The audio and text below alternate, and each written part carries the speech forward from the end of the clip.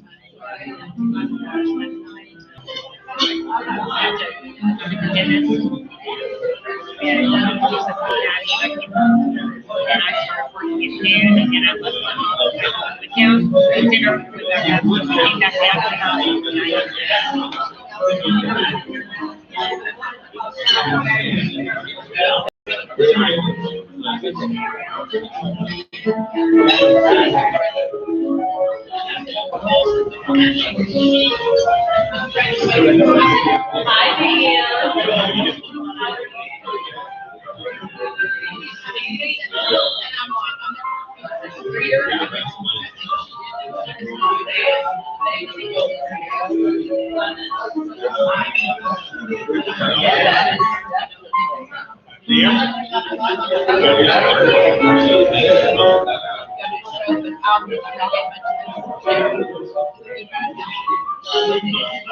are all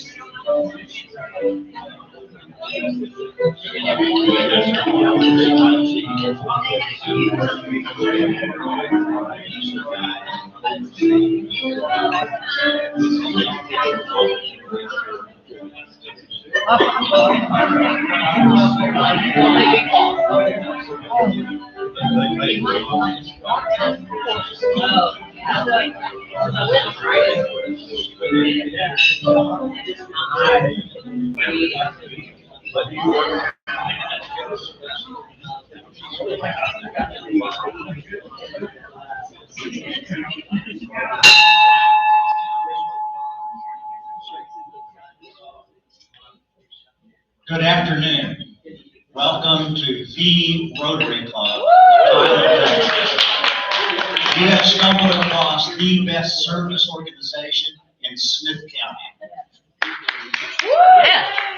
You're part of a network of friends, neighbors, business leaders, change agents that are all about promoting goodwill. Tyler, Texas is a good place in which to practice service for Rotary and for beyond. The Rotary motto really is comprised of three parts. It's providing service is one part. A second part is promoting integrity. And a third part is advancing world understanding, goodwill, and peace. To get this better in our mind, I want you to repeat it after me. Rote is a good way to learn. Providing service. Promoting integrity. And advancing world understanding, goodwill, and peace. Do you now understand what the mission of Rotary is all about? I'd like to ask all of you to silence your phones, and we want to thank very much our pianist, Vicki Conley. It's supposed to be Dr. Vicki Conley, isn't it? No? Okay, all right, fine. Let us all stand for the Pledge of Allegiance and the National Anthem, and Larry Whitcomb is going to lead us. Thank you, also. I pledge allegiance to the flag of the United States of America and to the republic for which which it stands, one nation under God, indivisible, with liberty and justice for all. Oh, sing and you see by the dawn's early light, once the proudly we hailed, at the twilight's last gleaming, those lights and bright stars, with the perilous fight, o'er the ramparts we watched, were so gallantly streaming, and the blood is red glare, the bombs bursting in air, gave breath through the night, that our flag was still there. Oh, say does that star-spangled banner yet wave over the land of the free and the hope of the brave? Thank you, Larry. Bill Croom will be doing our invocation. Let's pray. Lord, bless this meeting and all the people here today that do good work for the community. Lord, this is National Police Week. Bless and keep safe police officers and other law enforcement officers out in the field today, also doing good work. Keep in mind the firefighters, and also keep in mind our military around the world. Keep them safe. Amen. Amen. Amen. You may be seated. Okay, Deanna, can you introduce us to your guests? Sure. Delighted to have here today 3 special guests at the meeting. Let me ask them, each of them, to stand. Derek Bondurant, Andy Dwyer, and Dr. James Newsom. Let's welcome them.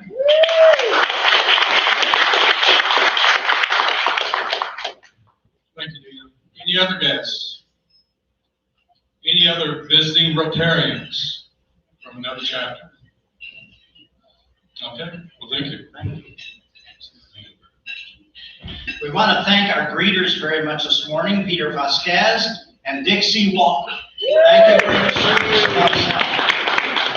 Unfortunately, Pam's most favorite part of any program is out of town today, so Paul Gleiser will not be speaking about history. A few announcements about Rotary business. Our centennial celebration, as most of you know, is on June the 5th. It's going to be right here at Holly Tree Country Club. Sign-in sheets outside. It's an event I don't think you want to miss. It occurs once every 100 years. Judge Ken Starr is going to be with us on June the 10th. He'll be speaking to us about his book, Religious Liberty in Crisis, Exercising Your Faith in an Age of Uncertainty. He'll also be doing a book signing afterwards. May 27th is going to be a busy day. There's the half mile of history stone dedication at 3 p.m. at the atrium on the square for a fun evening. At True Vine, our social and family night for Tyler, Rotary, East Texas Symphony, ETSO, will be also playing at this event. Now, for May the 20th, our program is going to be Stephen Campbell talking to us about Breckenridge Village. I should have probably announced who I was. I think most of you know. I'm Allison Cambry. Pam is out today. Bill Pascal was supposed to be our leader today. He is the president-elect, but he had an ox in the ditch, and so I'm third in line. I'm the person that comes in after the president-elect. And Bill wanted to know if I could fill in. I said, I will certainly do my very best effort. So here we are.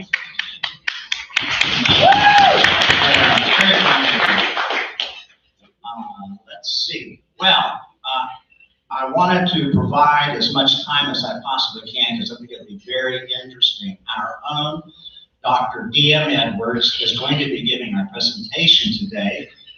He knows far more about this subject, and all of you know who he is. He's a past president here at Rotary and DM. I'll let you take a look. Thank you so much, Allison. It's great to be here today.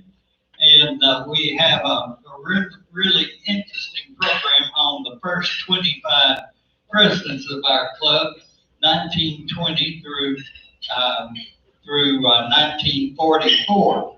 And I'd like to make 2 or 3 observations before we launch into the program today. I want to take a moment to thank Dr. James Newsom, who's a distinguished professor of history at Eugene Tyler, for his research and his expertise in putting the PowerPoint together for us today, and Henry Bell III, president of the Tyler Area Chamber of Commerce, for opening the archives of the Chamber of Commerce to us. Many of the Rotary Club presidents have also been Tyler Chamber presidents. So much of the research has gone into the preparation. And I want to take just a moment to recognize our past president, John Payne, who's an attorney and estate planning specialist. John was the one of us went to Chicago to celebrate the 100th anniversary of Rotary from 1905. It's good to see you here today. And there's so much information in the slides that we're going to look at today. It could be almost like having to drink from a fire hose. So in order to help with that, I have arranged with Holly Lewis, our executive secretary, that we will post these slides on the past presidents on the club website so that you can go back and look at it at your leisure. And you don't have to take it all in right here at the immediate moment. And then the third thing I want to pick up, following up on what Dr. Cambry was talking about earlier, many of you have heard the Rotary International slogan that says, Rotary builds a better world. And so as you look at these 25 presidents here, and you think about their lives and what leadership and skills they had, the businesses that they worked in, and you think about Rotary's slogan, if each of us looks at our lives and what each of us may be able to help build a better world, all of those threads can come together to make a beautiful tapestry of life. So consider that as we look at each one of these. We'll start here with the first one coming up is Dr. Thomas Hill Shelby Sr. was the first club president. You'll see all of his accomplishments listed here on the board for you.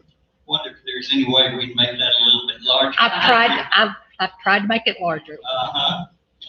And one of the interesting things about it, when you look at the start of our club here, our club is always well represented the Tyler community in different areas, different faiths, areas of expertise. And then let's move along to the second slide here, Burnett Waddell. You old-time Tylerites will recognize his business, Waddell, Conley and Company, downtown. He was of the Jewish religion, and his daughter, Helen Waddell, was a composer that wrote symphony music that the East Texas Symphony Orchestra has performed. Waddell Conley was a substantial business here in the East Texas area with locations more than just here in Tyler. And then the only one of the 25 that we weren't able to have a picture of is William Bryan Marsh, who was the president in 1921, 1922. He moved to Dallas in 1927 and was not here in Tyler after that. And we searched newspapers all over Texas to get a picture of Mr. Marsh, and he wasn't, there just wasn't a picture anywhere. So we apologize for not having one for him. And you can look at so many of the different areas that he led in after he moved from Tyler to the First National Bank in Dallas, and was president of the Texas Dallas Highway Association, chairman of the Highway 67 Association, and he was a longtime member of Marvin Methodist Church, and had a number of business interests and other places. And then the fourth president is David Jarrod Conley. One thing I'd point out, until we get to about president number 18 or 19, all of the presidents of the club were born before 1900. In fact, Mr. Waddell was born in 1867.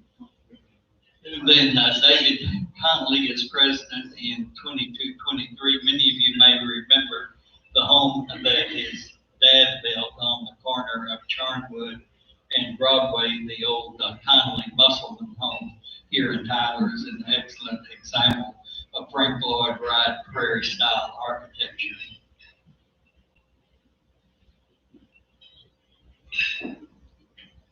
And then in 1923-24, Dr. Robert Hill, who was the longtime pastor of the First Presbyterian Church in Tyler from 1915 to 1949, had a tremendous amount of religious education, was a recipient of the T.B. Butler Award for Distinguished Community Service.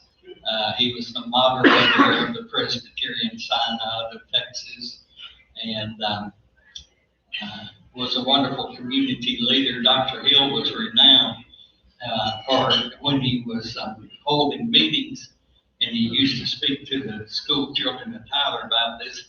Dr. Hill used to say, if you're anywhere on time, you're there 5 minutes early. And he used to tell his board of elders at First Presbyterian Church, he said, if we have a board of stewards meeting at 7 o'clock, he said, I want to look around the room at 6:55 and see everybody in their seat ready to go. Dr. Hill's daughter married my cousin, Wilbert Edwards, and he was just a great leader and a wonderful religious person as well. And then we come to R.B. Still, and our club was not able to meet at the Blackstone in the beginning because the club started in 1920. The Blackstone Hotel didn't open until 1925. And so beginning at that time for the next 50 years, from 1925 to 1975, our club met at the Blackstone. Then at the Women's Building from 1975 to 2010, where we moved over to Holly Tree at that time. And Mr. Still was the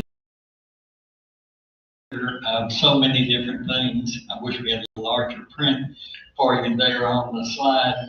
So many different business interests.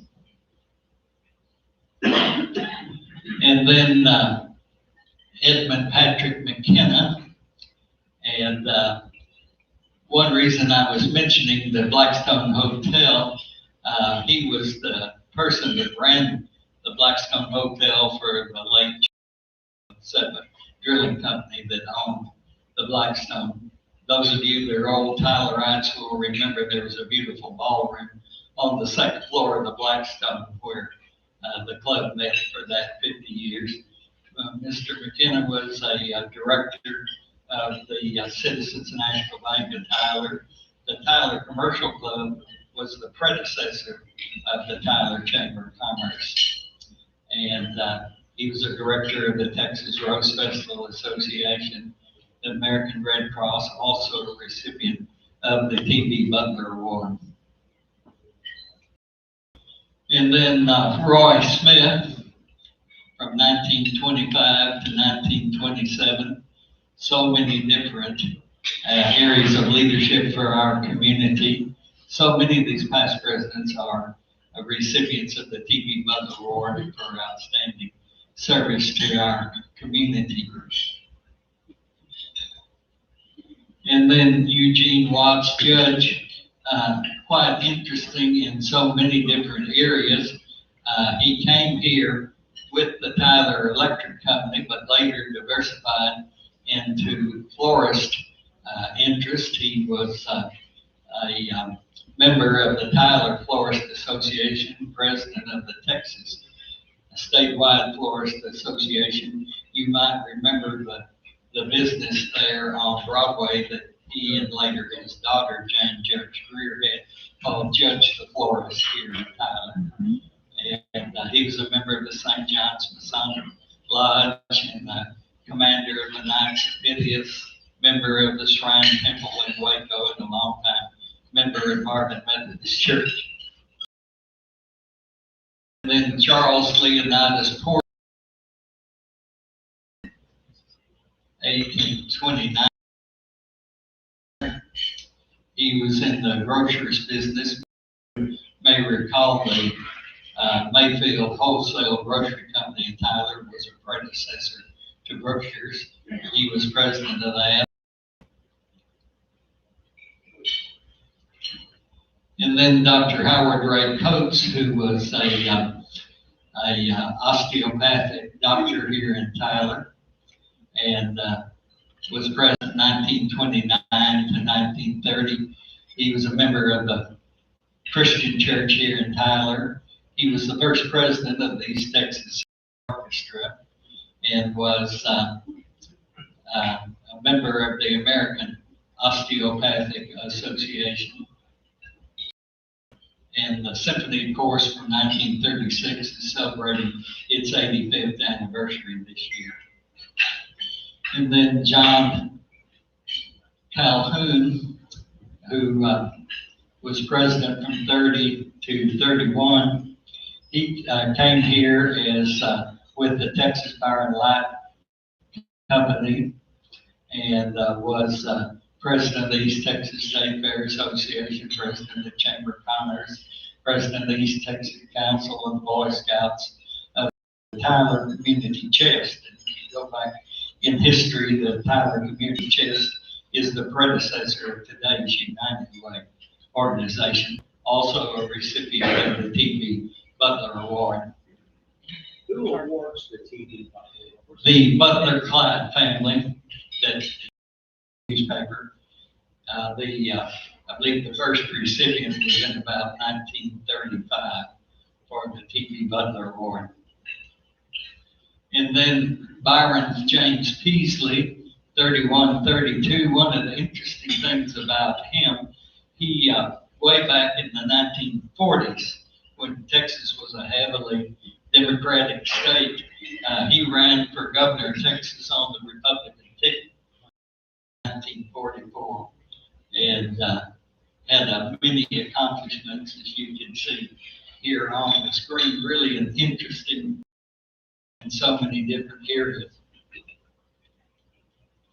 And then in 32, William Marion Roberts, who was the president of Tyler Commercial College. For you old-time Tylerites, it stood right to the north of the Carnegie Library. And the Tyler Commercial College, they had a beautiful 3-story building with an auditorium on top. And that auditorium was where the first East Texas Symphony Orchestra concert was held in March of 1936. And they used to, the Commercial College sold postcards that showed their building and the library building, and it didn't say Carnegie, it merely glass above the front door, so it gave the impression that it was the college's library. He was a member of Christ Episcopal Church and did so many things in our area. Was a director of the Citizens National Bank, which is now the Regions Bank on the square downtown. Then John Colkwood Hale from 33 to 34. You can see all of his accomplishments on the screen here. Tremendous leader in so many different areas. It'll be nice to be able to go back and look at this in detail slide by slide when we have it posted on the club website. And then Charles Galloway Calhoun from 34 to 35. We really could have used 4 or 5 different slides on him. He did so much. He was a graduate of 3 different colleges and 4 different honorary degrees. He was the international president of the Shrine, worked in so many different areas, that you can see listed here on the community chest. Committee for the Texas Centennial, the Smith County Youth Foundation, which has been renamed in recent years. It's now called the Camp Tyler Foundation. Many people that grew up in Tyler when they were fifth graders had the opportunity to go live for a week at Camp Tyler and study nature and visit the school farm. Was a really nice hands-on learning experience for people.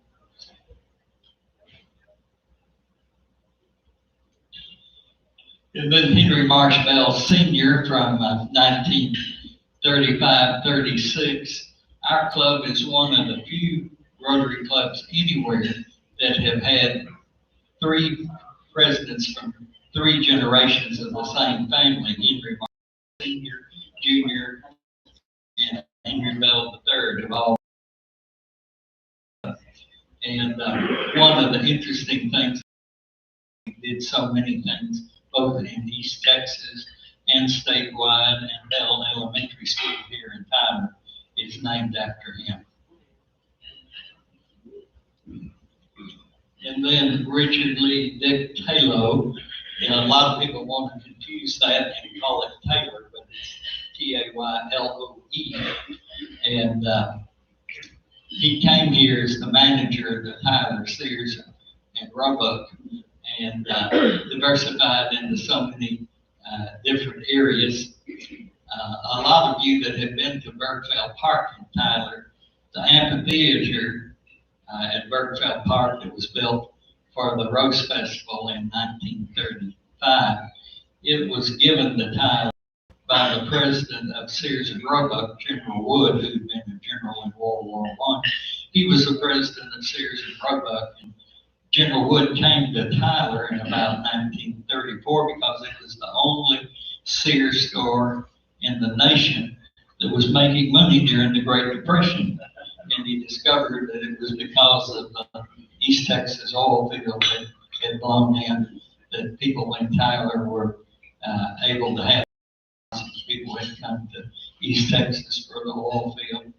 And so General Wood asked, since the store was making money, the only one, he said, what can I do for Tyler? And the Rose Festival people said, we need an amphitheater in at Bergfeld Park to stage the Rose Festival, because the Tyler High School auditorium that's now BK Cobble Auditorium, it wasn't built with the proceeds from the oil boom until 1938. So we're talking about 3 years before that. And so when General Wood made that generous contribution, it would be like $100,000 now.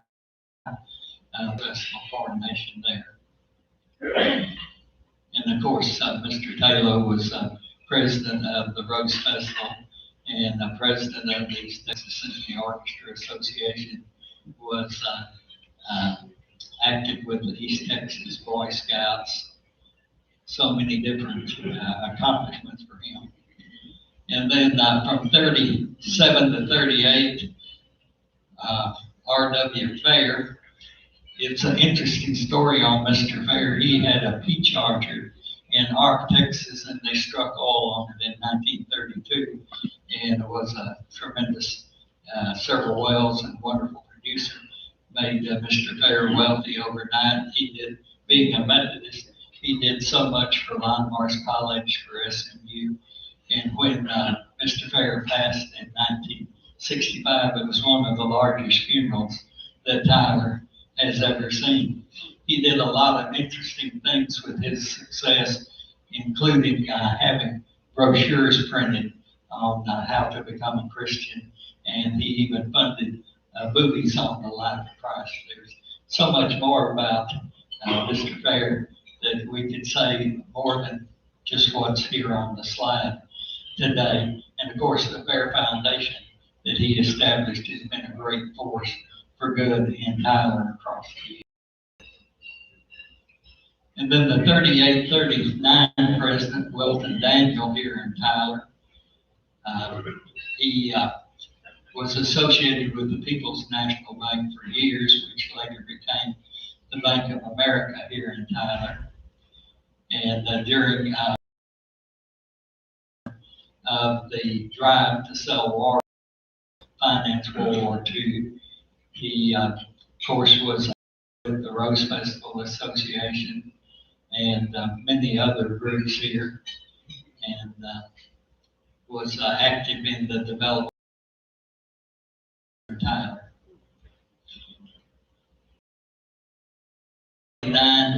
1940, Kirtle, who was a local geologist and oil man, longtime member of Marvin Methodist Church, and the Kirtle seed Freedom established a lecture series at Marvin, the Boy Scout reservation at Lake Murbaugh, where we used to take many of our Ryla students to the Pearl Scout Camp before we began using the Clements, Governor William P. Clements Scout Camp in Athens in recent years. And then in 1940-41, Jamie Thomas Smith, and he was active in the Masonic group here in Tyler, and the Tyler Civic Music Association, the Tyler State Bank, and just a great leader for our area. And then in 41-42, Brian Payne, who was also in the oil business in Tyler, and tremendous benefactor in so many areas. He had passed away by the late 70s, early 1980s, but in the early 1980s, when we were restoring the Carnegie Library for a historical museum, his family stepped forward, made a generous gift for the restoration of the auditorium upstairs, which is now called the Payne Auditorium at the Carnegie Building. And then in 42-43, D.K. Caldwell Jr., Mr. Caldwell came here from Alabama. He was a graduate in civil engineering and just a tremendous leader. When he arrived in Tyler around 1910, 1911, Tyler did not have anything much in the way of public water supply. They had a few wells, and there was a small lake called Victory Lake that was located to the west of the medical center in that area where it drops off from Buckingham Avenue to the west there. And Mr. Caldwell stepped up and said, we need a water supply for future generations, and he led in the establishment of Bellwood Lake, Lake Tyler East, and Lake Palestine. And that's why today we have water supply for the city of Tyler good to the year 2060. And as an oil man, engineer, philanthropist, Mr. Caldwell was also the first, because of his engineering background, he was the first road and bridge engineer for Smith County. East Texas was stuck in the mud in the 1920s, and Mr. Caldwell showed them how to build iron ore gravel roads, and he became known as the fella that got Tyler and Smith County out of the mud. And because of his expertise, other counties began to contact him, and by about 1930, they asked Mr. Caldwell to be the first highway engineer for the state of Texas down in Austin. And he established the Caldwell Preschool in 1937, which was a pioneering thing. There was not kindergarten or preschool at that time in the 1930s, and so it was a pioneering thing, not just for Texas, but all over the country. And then in the 1950s, he established the Caldwell Zoo, first in his backyard on South Bonner Street, and then later on his farm over on what's Martin Luther King across from the main post office these days. And there's so much more we could say about Mr. Caldwell, but such an interesting person and such a great person in the growth of Tyler. Over the years, he and his late wife, Lottie Ray Caldwell, were always benefactors. I recall when they were building the new Tyler High School he bought the old high school campus downtown from the Tyler Independent School District, so they'd have that money to help build the new school. And Mr. Caldwell was so philanthropic, he bought that in '64, starting in 1965. For a number of years, he let the symphony perform for free at Caldwell Auditorium, didn't charge him any rent. He received the T.B. Butler Award in 59, I believe it says there on the screen. 69. And then the next one, from 43 to 44, J.S. Hudnall, who was another Tyler All-Man, and he was instrumental in the growth of Eugene Tyler. Eugene Tyler started on his Tyler State College on the old Roberts Junior High School campus just north of downtown, and they began to grow rapidly. They feel such a need in the East Texas area. People used to have to go either to Commerce or down to Nacogdoches to Stephen F. Austin to get their higher education degrees. And Mr. Hudnall and the Roost family, the Chinicos, and also the owner of Tyler Pike that Harvey Hall is named for. The four of them got together and bought 200 acres in the northeast section of Tyler and gave that to for the campus, current campus for UT Tyler. Of course, it's grown over the years with additional land purchases. It's now over 300 acres for the UT Tyler campus. And that will bring us up over the first 25 years. And I've told Dr. Cambry, of course, the research is a little easier as you get more current, that if he likes in October, we'll try to have a program available of the next 25 presidents to bring us from 1944 up to 1970. So thank you for the opportunity.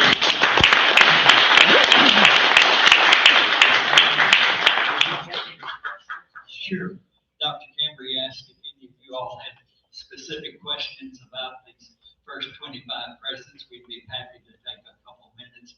Yes, sir. Paul, we asked, what was the family related to the region? Which ones? ATP. Was the Butler family? Dr. Howard Coates. ATP. Not that I'm aware of. There. How many people did they average per meeting? Well, the Rotary Club of Tyler grew over the years to about 175 members, and then in 1967 it was decided to establish another club in Tyler so that people had an easier time of making up. When Dick Caldwell was president, he and Lottie would go to see the new shows in Broadway on New York every October when the new theater productions came on, and Mr. Caldwell would have to go down the troop to make up. He kept one thing I didn't mention about Mr. Caldwell, he had 50 years of perfect attendance in our club. And so he would go down the troop to make up for the meeting or two that they missed while he and Lottie were in New York. And so when we established our club, established the South Tyler Rotary in 1967, we lettered out about 50 people to start that club, including the principal of Andy Woods Elementary in Lauderdale was in the club at that time. He was there a long time, pianist for the South Tyler Club. And then about 15 years ago, we started the Sunrise Club that meets here at Holland Tree at 6:30 on Thursday mornings. And then in addition to the Troop Club, there are also clubs in Glendale and in Bullard. So there are numerous opportunities to make up. And of course, the last 5 years, we've been able to make up online with programs that Rotary has for us if there's not a club handy to visit. Yes. Yeah, just curious, when were, I'm not saying women allowed, but when did women start becoming president? It was in the mid-'80s when Rotary finally woke up and realized we were missing out on half of our leadership. Sorry, I know that's very old. The first female president of the club, which we'd love to feature in another series, Ruth Ann Wofford was the first female president of the Rotary Club of Tyler. And one reason we may all want to be at the Centennial Banquet on June the 5th, the keynote speaker coming up from Houston, Susie Howe. She's past president of the Space City Rotary Club near NASA, south of downtown Houston. She's a past district governor for that area around Houston. In the last several years, Susie has been on the board of directors of Rotary International, and she's going to be one of the people hosting the Rotary International Convention in Houston in June of 2022, just a little over a year from now. And so when she comes to speak to us at the Centennial, she's going to give a personal invitation for us to take a busload down to Houston for the International Convention. It'll be the closest one probably you'll ever find. I mean, one of the more recent ones was in San Antonio about 20 years ago, and then about 15 years ago when Henry Bell III was president, there was a Rotary convention in New Orleans. But the one in Houston, of course, Houston has the George Brown Convention Center and plenty of hotel rooms. I remember about 25 years ago, there was a convention in Scotland, and they didn't hold it in Edinburgh, they held it in Glasgow that doesn't have that many hotel rooms. And people were they had to have buses and bring people in from 50 miles away from Glasgow because there wasn't sufficient hotel rooms. Wow. Houston will work a lot better. Yeah. Where did the club meet during the first 5 years prior to Blackstone? Dr. Newsom and I have been researching that and haven't found any mention in the Tyler newspaper of where the club met that first 5 years.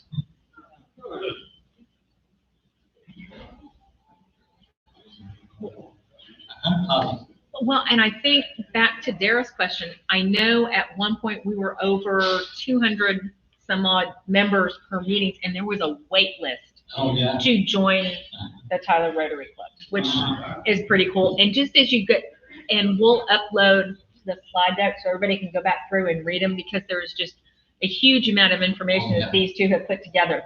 But how many of them were TV Butler Awards? I would say 12 or 13 of the first 25 were TV Butler Award winners. They started you talked about the crippled children's, right? Okay, good. I mean, just the things that these people did back then are just, it's what Rotary is all about. And they were there at the beginning of all of it. So it's a very educational program. Thank you. There's an old slogan that says sometimes it's hard to know where we're going if we don't know where we've been. Tim, I think the club would like to know what the TV Butler Award comprises. Thank you. Why did somebody get the TV Butler Award? This started back when Judge T.B. Butler was still alive. After he passed away, his three daughters, Mrs. C. M. Clyde and Mrs. S.H. Bothwell, and his other daughter was Sarah Butler.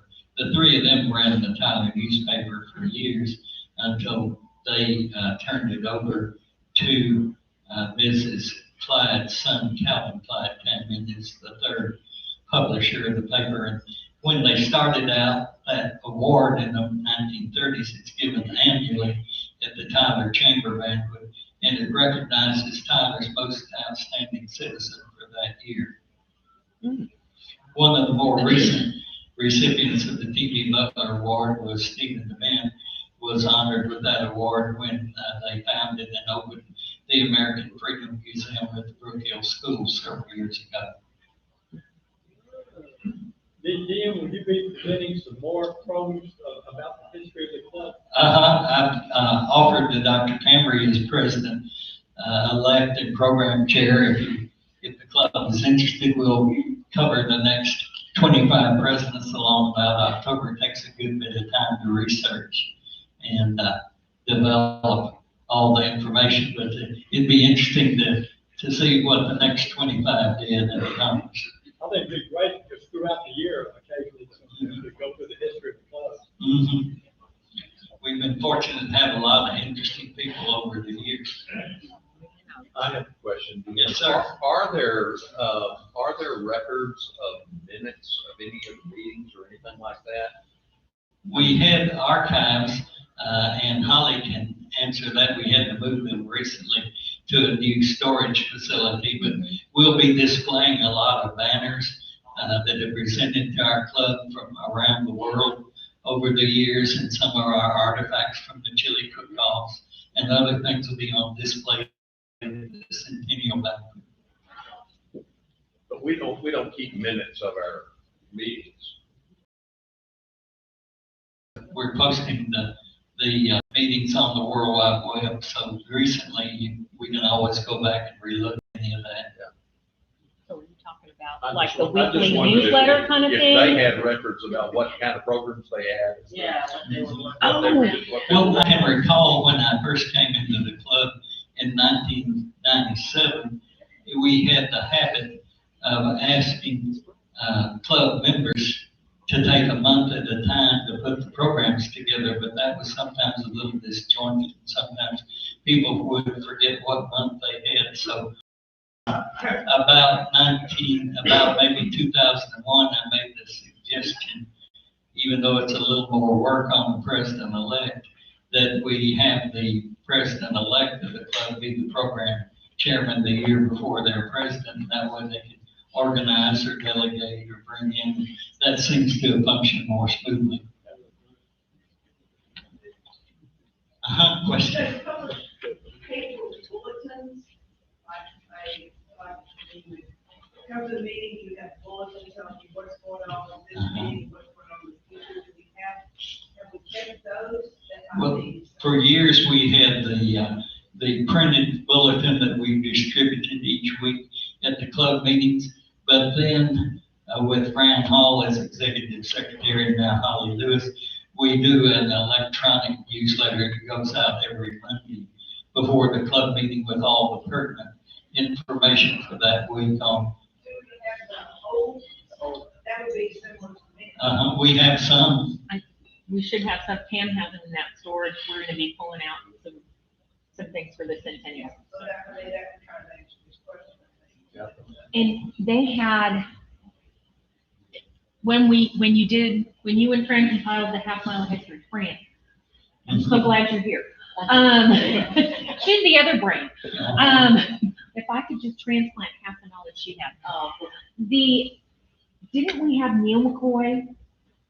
Yes. We had Neil McCoy. Uh-huh. At the very beginning, they had somebody who was wasn't football coach, A&M football coach. Oh, yeah, way Chief back. Stallings. Bear Bryant. Yeah, Bear Bryant. Bear Bryant was a speaker. It's all in the half mile history document. Who else did they have that I'm like, holy cow, when I read it? Who else was the really big speaker that we had? Yeah, we've had several Texas governors over the years address the Rotary Club. Right, but I mean, like major famous people, you're like, holy cow, they came here? Burt Bacharach came. I remember Burt Bacharach was one of them that came. Yeah, he did a fundraiser for us at the Cowens and Yeah, for it the was Tyler a Rotary joint, Foundation. yeah. I mean, there's all sorts of stuff. Tell you a funny story about Burt Bacharach. He took questions after his performance, and the lady in the audience said, Mr. Bacharach, you've been a famous singing star for many years. Why are you still performing? And he said, lady, I can explain that to you very simply. He said, I have a stable of racehorses and they eat every day. That would make sense. We want to be sure and get you out on time. Let me turn the program back over to Dr. Allison Campbell.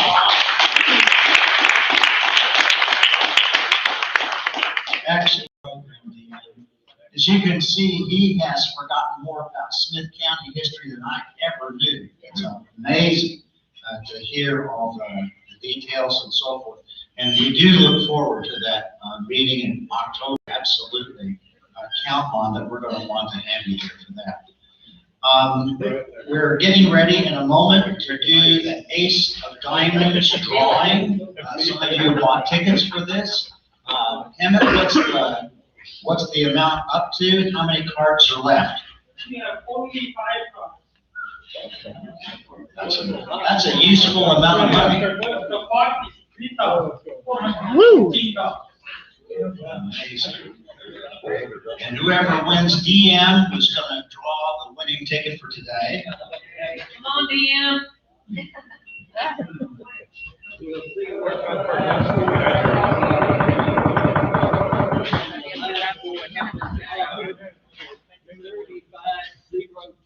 $3,503. Just ahead of me.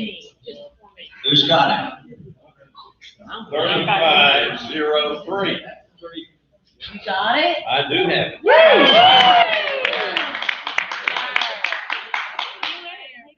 You did get the winning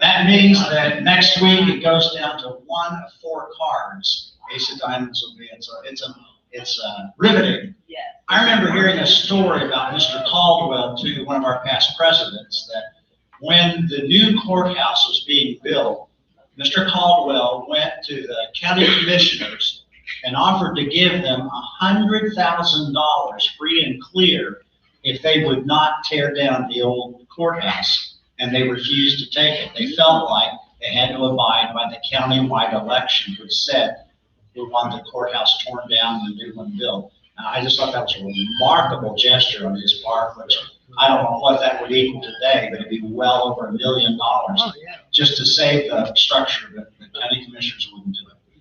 Okay, let us stand and do the 4-way test of the things we think, speak, do. Is it the truth? Is it fair to all concerned? Will it build goodwill and better friendships? Will it be beneficial for all concerned? Just note on your watches that with your substitute president, you got out 10 minutes early.